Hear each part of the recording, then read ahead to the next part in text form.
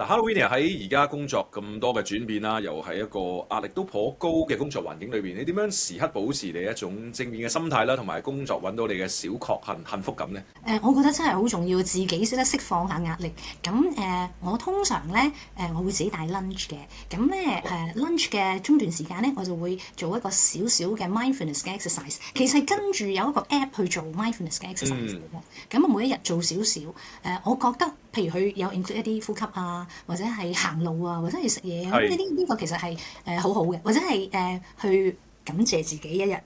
呢一個係一個其中一個方法啦，即係每一日一個小確幸可以自己執行啦。嗯咁第二咧，如果有時間可能嘅咧，我就每一個禮拜或者係 weekend 我都會去跑下步。咁啊，嗯。輕快咁跑步，就可以 release 一啲唔同嘅 pressure 啦自己。咁啊，經過一個好嘅休息，咁啊又係一個新嘅明天啦。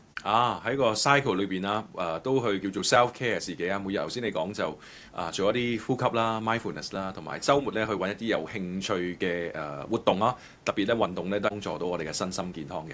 咁大家又可以諗一諗點樣可以照顧好自己喎。